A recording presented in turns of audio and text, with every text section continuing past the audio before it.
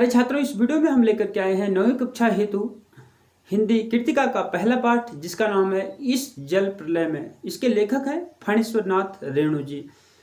आज हम इस वीडियो में आपको पाठ का सार बताएंगे, साथ ही लेखक के बारे में बताएंगे। तो पाठ को प्रारंभ करने से पहले हम लेखक के बारे में और पाठ की रूपरेखा जान लेते हैं। चलिए शुरू करते हैं। इस जल प्रलय के रूपरेखा में फणीश्वर नाथ रेणु जी ने बताया है कि जब गंगा और उसकी सहायक नदियां इकट्ठी हो जाती है, मिल जाती है, तो वो किस तरीके से अपने आगे आने वाले क्षेत्रों को भर देते हैं, जिससे एक बाढ़ की स्थिति उत्पन्न हो जाती है और उसका जनजीवन में कैसा कष्टदायक प्रभाव पड़ता है वो हमारे सामने रखा है। यही इस पाठ के वर्णन की मूल विषय वस्तु भी है। लेखक ने बाढ़ की विभीषिका को, बाढ़ के भयंकर रूप को पाठकों के सम्मुख किसी घटना की सीधी प्रस्तुति जैसा हम प्रस्तुत किया है। इस विशेषता के कारण यह रचना अपने आप में बेजोड़ एवं सशक्त गद्य का एक जीता जागता उदाहरण है।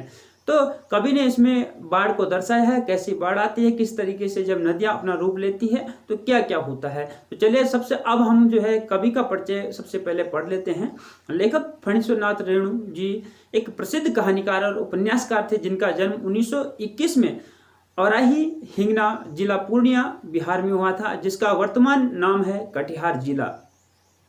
उनकी शिक्षा भारत एवं नेपाल में हुई। काशी विश्वविद्यालय से उन्होंने इंटरमीडिएट किया और उसी दौरान 1942 में वह स्वतंत्रता संग्राम में कूद पड़े। रेणु जी ने वर्ष 1950 में नेपाली क्रांतिकारी आंदोलन में भी भाग लिया। फणीश्वर नाथ रेणु की कुछ प्रमुख कृतियां भी है, जैसे मैला आंचल है, परती पर कथा, कितने चौराहे, अच्छे आदमी, ठुमरी, अग्निखोर, लाल पान की बेगम, संवरिया, पंचलाइट, तबे एक ला चलो रे, वन तुलसी की गंध, नेपाली क्रांति कथा, ये सारी इनकी जो है प्रमुख कृतियां हैं। इनका लेखन जो है थोड़ा वर्णनात्मक है, अर्थात विस्तृत है। उनकी कहानियां एवं उपन्यासों में आंचलिक जीवन की हर सुंदरता और कुरूपता को स्थान मिला है। जीवन में आने वाली जितनी कठिनाइयां हैं, जितने सुख है, जितनी सुंदरता है, सबको उन्होंने अपनी रचनाओं में शामिल किया है। उनकी भाषा शैली ऐसी है कि पाठकों को वह शुरू से अंत तक बांध कर रख देती है। उन्हें अपने प्रथम उपन्यास मैला आंचल के लिए पद्मश्री से सम्मानित भी किया गया। फणीश्वर नाथ रेणु जी का निधन, उनकी मृत्यु वर्ष 1977 में हुई थी। तो चलिए प्यारे छात्रों, ये था आपका लेखक का परिचय। अब हम जो पाठ है इस जल प्रलय में, उसका आपको सार बता देते हैं। उसका जो सार है, क्योंकि पूरी कहानी हम आपको नहीं बता सकते हैं, 10 पेजों की ये कहानी है, तो हम आपको केवल इसका सार ही बताएंगे। तो चलिए शुरू करते हैं। पाठ का जो सार है, इस जल प्रलय के रूपरेखा में फणीश्वर नाथ रेणु जी ने बताया है कि जब गंगा और उसकी सहायक नदियां इकट्ठी हो जाती है, मिल जाती है, तो वो किस तरीके से अपने आगे आने वाले क्षेत्रों को भर देते हैं, जिससे एक बाढ़ की स्थिति उत्पन्न हो जाती है और उसका जनजीवन में कैसा कष्टदायक प्रभाव पड़ता है वो हमारे सामने रखा है। यही इस पाठ के वर्णन की मूल विषय वस्तु भी है। लेखक ने बाढ़ की विभीषिका को, बाढ़ के भयंकर रूप को पाठकों के सम्मुख किसी घटना की सीधी प्रस्तुति जैसा हम प्रस्तुत किया है। इस विशेषता के कारण यह रचना अपने आप में बेजोड़ एवं सशक्त गद्य का एक जीता जागता उदाहरण है। तो कवि ने इसमें बाढ़ को दर्शाया है, कैसी बाढ़ आती है, किस तरीके से जब नदियां अपना रूप लेती है तो क्या क्या होता है। तो चलिए अब हम जो है कवि का परिचय सबसे पहले पढ़ लेते हैं।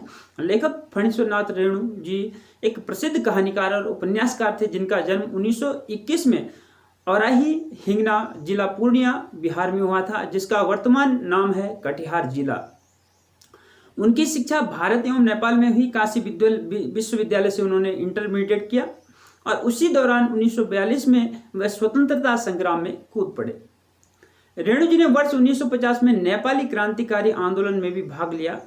फणीश्वर नाथ रेणु की कुछ प्रमुख कृतियां भी है, जैसे मैला आंचल है, परती पर कथा, कितने चौराहे, अच्छे आदमी, ठुमरी, अग्निखोर, लाल पान की बेगम, संवरिया, पंचलाइट, तबे एक ला चलो रे, वन तुलसी की गंध, नेपाली क्रांति कथा, ये सारी इनकी जो है प्रमुख कृतियां हैं।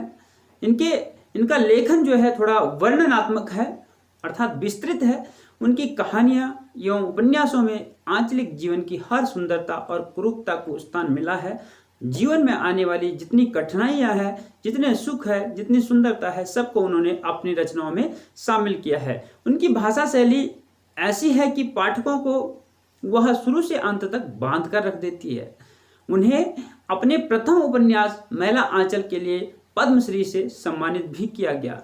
फणीश्वर नाथ रेणु जी का निधन, उनकी मृत्यु वर्ष 1977 में हुई थी।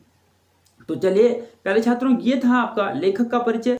अब हम आपको बताते हैं पाठ का सार, क्योंकि पूरा पाठ हम आपको नहीं बता सकते, क्यों बहुत लंबा पाठ है, 10 पेजों का है ये और बहुत लंबी कहानी है, इसलिए इसका सार रूप हम आपको बता देंगे पॉइंट टू पॉइंट। तो पहले पॉइंट में चलते हैं। लेखक को पटना शहर में बाढ़ की जानकारी हुई। तो कैसे हुई? लेखक एक ऐसे क्षेत्र से है जहां प्रत्येक वर्ष कोसी, पनार, महानंदा एवं गंगा के बाढ़ से पीड़ित लोग आकर कुछ दिनों के लिए शरण लेते थे, परंतु स्वयं लेखक को बाढ़ का कोई भी अंदाजा नहीं था। उसने कभी भी बाढ़ को अपनी आंखों से नहीं देखा था। उसे पानी में तैरना भले ही नहीं आता हो, लेकिन वह स्कूल के समय से ही लेख, कहानी आदि अवश्य लिखता रहा है। एक बार लेखक ने वर्ष 1967 में बाढ़ की विनाश लीला को देखा और व्यक्तिगत रूप से प्रभावित भी हुआ। 18 घंटों की लगातार वर्षा से पुनपुन नदी से आने वाला पानी पटना शहर में घुसने लगा। लेखक समेत अन्य घरों के लोग दैनिक आवश्यकताओं की चीज़ों को इकट्ठा करके आवश्यक सावधानी बरतने लगे। तो ये था लेखक को बाढ़ की जानकारी हुई, कैसे बाढ़ आई और अन्य घरों के लोग भी जो है, पुनपुन नदी का पानी जब बढ़ा तो पटना शहर में घुसने लगा और सभी लोग अपने अपने घरों के लिए आवश्यक सावधानियां बरतने लगे। दूसरा, बाढ़ के दृश्य को देखने के लिए लेखक कैसे बाहर निकले, किस तरीके से उन्होंने देखा। तो लेखक लगभग 5 बजे रिक्शे से काफी हाउस की ओर जाने के लिए निकलता है। रिक्शे वाले ने लेखक को बता दिया था कि अब तक काफी हाउस डूब चुका होगा, परंतु बाढ़ का पानी देखने की इच्छा के लिए लेखक बढ़ता गया। रास्ते में पता चला कि काफी हाउस बंद कर दिया गया है। लोग तरह तरह की बातें करते हुए उत्साहित लग रहे थे। ये लोग बाढ़ के पानी को लेकर आपस में तरह तरह की बातें कर रहे थे। लेखक रिक्शे से ही राजभवन, मंत्री निवास और पानी से भरे काफी हाउस का दृश्य देखने गया था, क्योंकि लेखक के मन में बड़ा ही उत्साह था बाढ़ को देखने के लिए कि कैसे बाढ़ सब चीज को डुबो लेती है। तो लेकिन क्या हुआ, बाढ़ के पानी के कारण आगे नहीं बढ़ सका और अपना रिक्शा उसे वापस मोड़ना पड़ा। गांधी मैदान में भी पानी भर गया था। लोगों की भीड़ रेलिंग के सहारे खड़ी थी। शाम 7 बजे के करीब आकाशवाणी से समाचार प्रस्तुत हुआ कि पानी आकाशवाणी केंद्र पटना की सीढ़ियों तक पहुंच चुका है। लेखक और उसके मित्र घबरा गए, परंतु उनके आसपास खड़े लोग, आम आदमी जो थे, बिल्कुल भी परेशान नहीं लग रहे थे, बल्कि वे उत्साहित थे और आपस में हंस बोल रहे थे। लेकिन लेखक और उनके मित्र घबरा गए थे कि पता नहीं अब बाढ़ अपनी क्या रूप अपना लेता है। चलते हैं हम तीसरे पॉइंट पे, जिसमें लेखक के मन में बचपन की एक याद आ जाती है, एक स्मृति आ जाती है बाढ़ को देख करके। तो कैसे आती है वो हम बताते हैं। राजेंद्र नगर चौराहे के मैगजीन कॉर्नर से कुछ पत्र पत्रिकाएं लेखक ले रहे थे। उसी समय एक गाड़ी आती है जिससे घोषणा कर दी जाती है कि रात के 12 बजे तक पानी लोहानीपुर कंकड़बाग से होता हुआ राजेंद्र नगर पहुंच जाएगा, आप सभी सावधान हो जाएं। तो लेखक किसी बीच में कविता लिखना चाहता है, परंतु उसे वर्ष 1947 से लेकर 1949 की बात याद आ जाती है। 1949 की बात उनको याद आती है जब वह रिलीफ दल के साथ में नाव पर बाढ़ग्रस्त क्षेत्रों में गए थे। तो उन्होंने बाढ़ग्रस्त लोगों को चूहे और मछली खाकर जीवन यापन करते हुए देखा था। इस स्थिति में भी लोग लोक नृत्य का आनंद उठा रहे थे, नाच रहे थे, प्रसन्न थे। लेखक मुसहरों की बस्ती में गए जहां चूहे खाए जा रहे थे, वहां गए और उन्होंने सोचा, उनको ये लगा कि हम रिलीफ बांटकर भी इनके अंदर ऐसी खुशियां नहीं दे सकते हैं जैसे इनमें स्वाभाविक खुशी है। तो और आगे चलते हैं, चौथे पॉइंट में चलते हैं। पटना की बाढ़ के संदर्भ में लेखक की टिप्पणी। तो क्या टिप्पणी है पटना के बाढ़ के संदर्भ में? वर्ष 1967 में पुनपुन नदी का पानी राजेंद्र नगर अर्थात पटना में भर गया था। बाद में ही युवक युवतियों का एक दल फिल्मी दृश्य की तरह पिकनिक मनाने निकल पड़ा। छतों पर खड़े लड़कों ने सीटियां बजाई, तालियां और किलकारियों से उनके मजे को किरकिरा कर दिया। युवतियों की वह टोली नाव पर सज धज कर निकली थी। नाव पर ही चाय और चीज़ों के पाउडर को मथ कर एक एस्प्रेसो बन रहा था।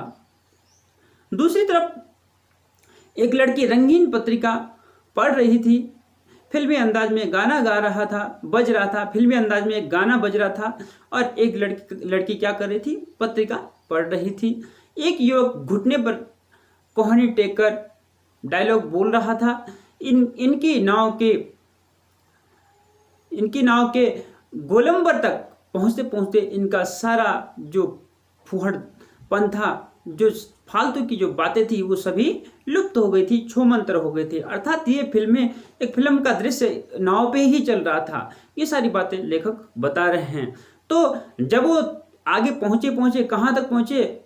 तो कह रहे हैं गोलंबर तक। जब गोलंबर तक पहुंचते पहुंचते सब पानी भर गया था, इसलिए उनका सब कुछ जो ये नाटक था ये क्या हो गया? भाग गया, ये छूमंतर हो गया। अर्थात ये सब तहस नहस हो गया। रात के 2:30 बजे थे, सभी लोग जगे थे। लेखक ने अपने कुछ मित्रों व स्वजनों को फोन मिलाया, पर किसी का नंबर नहीं लगा। अचानक सवेरे 5 बजे शोर सुनाई पड़ा। लेखक को भी नींद से जगाया गया। सुबह होने तक या होते होते उन्होंने क्या देखा कि चारों तरफ पानी ही पानी, चारों ओर जल तांडव हो रखा था। पानी की तेज लहरों में सारी हरियाली, दीवारें, बिजली के खंभे, पेड़ का तना सब डूबता हुआ नजर आ रहा था। सब कुछ नष्ट भ्रष्ट हो चुका था। पानी की आगे की ओर सारी चीजें बहती चली जा रही थी। लेखक एक बार फिर से डर जाता है। उसके मन में आता है कि काश इस समय मूवी कैमरा, जो फिल्म को बनाने वाला कैमरा, ऐसा मूवी कैमरा, टेप रिकॉर्डर आदि होते या कलम होती तो फिर मैं इन सबको लिख लेता। परंतु फिर सोचा कि अच्छा ही है, कुछ भी मेरे पास नहीं है। उसके बाद लेखक पहली बार पानी का चढ़ना अपनी आंखों से देखने लगा। तो यहाँ तक जो है प्यारे छात्रों, आज की इस वीडियो में हमने आपको बताया जो इस जल प्रलय में फणीश्वर नाथ रेणु जी द्वारा रचित यह पाठ है, जिसमें उन्होंने बाढ़ के साक्षात जीवंत घटना को हमारे सामने प्रस्तुत किया है। तो उनका जो तरीका है एक वर्णनात्मक तरीका है, इसलिए यह पाठ बहुत ही बड़ा है, लेकिन इसका जो मुख्य पाठ था, जो सार था, वो हमने आपको बता दिया है।